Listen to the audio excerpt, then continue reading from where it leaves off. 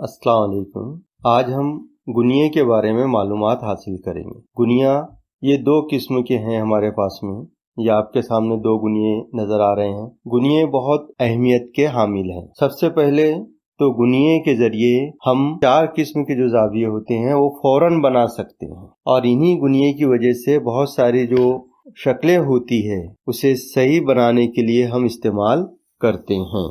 इन गुनियों के कोनों की पैमाइश हमको मालूम होना चाहिए। इसमें सबसे ज्यादा जो इस्तेमाल होता है वो जिस कोने पे 90 दर्जे का जाविया बनता है उसका सबसे ज्यादा हम इस्तेमाल करते हैं, क्योंकि इल्म हिंसा में 90 दर्जे के जाविये का इस्तेमाल बहुत ज्यादा होता है, शक्लों में भी और बहुत सारी चीजें उमूद बनाने में और बहुत सारी जगह इसका इस्तेमाल होता है। इसलिए दोनों गुनियों में 90 दर्जे की पैमाइश का जाविया होता है, यानी 90 दर्जे वाला कोना मौजूद होता है। अब उसको हम पहचानेंगे कैसे, क्योंकि 3 कोनों में से 90 दर्जे का जाविया कौन से कोने पर बनता है। तो इससे पहले मैं आपको बता चुका हूँ 90 दर्जे के जाविये के ताल्लुक से, जाविये कायमा के ताल्लुक से, अगर वो आपको पता है तो इसमें भी आप फौरन इसे पहचान सकते हैं। आसान तरीका ये है कि हमारे नोटबुक के जो चारों किनारे होते हैं वो 90 दर्जे के होते हैं। तो किस तरह होते हैं? बिल्कुल सीधे होते हैं। हम लेटर बुक को सीधा खड़ा करते हैं तो उसके दोनों तरफ के सिरे भी एकदम सीधे रहते हैं। इसी तरह इसे खड़े करके देख सकते हैं आप। इस तरह खड़े करके देखिए एक किनारा पूरा हमारा नीचे सीधा है और एक किनारा बिल्कुल सीधा है। तो जो किनारा एकदम सीधा ऊपर जा रहा है और जो एकदम सीधा नीचे है वो 90 दर्जे का जाविया यहाँ पर बनाता है, यानी ये वाला कोना 90 दर्जे के जाविये का है। अब दूसरे में भी इसी तरह हम चेक कर सकते हैं। इसको रख कर देखिए, ये नीचे वाला किनारा एकदम सीधा आ गया, ये बिल्कुल सीधा है, इसके ऊपर उमूद है, यानी ये कोना 90 दर्जे का है। अब रह गए 2 कोने। तो इन 2 कोनों में इस गुनिये में आप गौर से देखेंगे कि दोनों कोनों का झुकाव एक जैसा नजर आ रहा है। तो ऊपर का वाला भी 45 दर्जे का रहेगा, नीचे वाला भी कोना 45 दर्जे का रहेगा।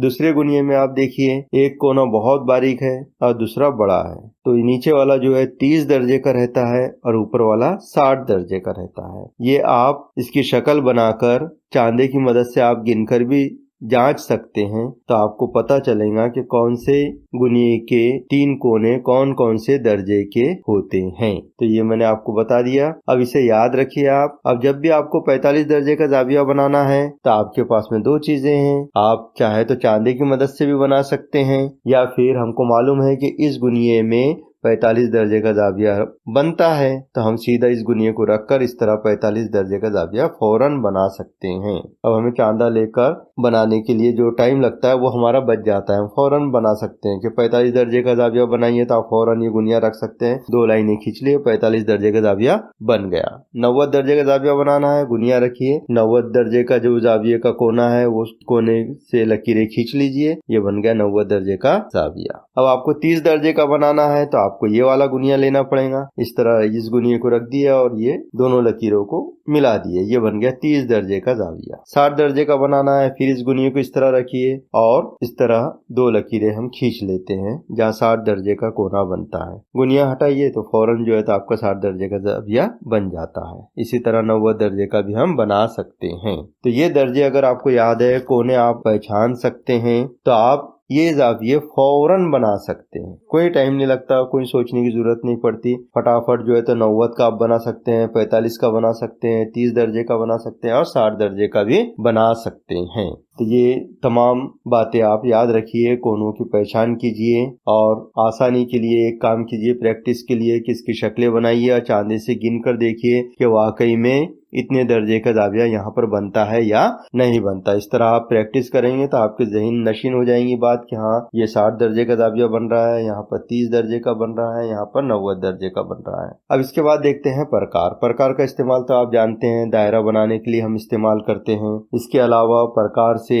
हम कौस भी खींचते हैं, यानी अगर किसी जाविये की तनसीफ करना है, मुख्तलिफ इल्म हिंसा की शक्लें बनाना है तो हमको कौस खींचने की जरूरत पड़ती है, तो हम प्रकार से कौस खींचते हैं। तो प्रकार का इस्तेमाल हम दायरा बनाने के लिए इस्तेमाल करते हैं। दूसरा, अगर कोई जाविया है, जाविये की तनसीफ करना है तो उसके लिए भी हम प्रकार का इस तरह इस्तेमाल करते हैं।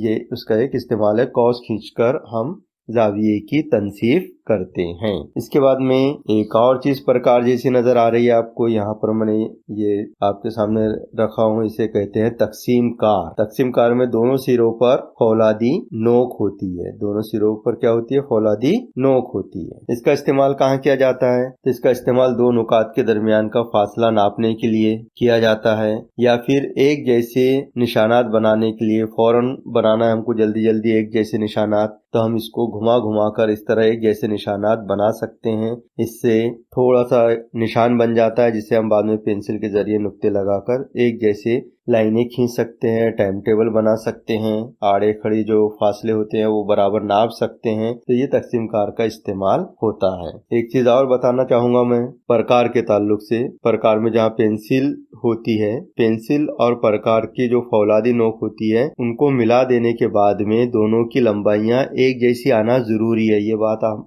हमेशा याद रखिए कि पेंसिल की नोक और फौलादी नोक जो होती है प्रकार में, जिससे हम दायरा बनाते हैं, वो उनकी लंबाइयां कैसी होना चाहिए? एक जैसी होना चाहिए। ऐसा नहीं कि पेंसिल बहुत आगे तक के आपने लगा दिए हो, या फिर पेंसिल एकदम पीछे की तरफ आपने खींच लिए हो, जिसकी वजह से नोक छोटी हो गई हो। तो इस बात का ख्याल रखिए। इससे सही दायरे बनते हैं, सही कॉज बनते हैं, अगर ये पेंसिल की नोक और प्रकार की फौलादी नोक की लंबाई एक जैसी हो तो। ये बात याद रखिए। तो आज हमने देखे गुनिये के बारे में, प्रकार के बारे में और तकसीम कार के बारे में। धीरे धीरे आप इसका इस्तेमाल भी सीख जाएंगे।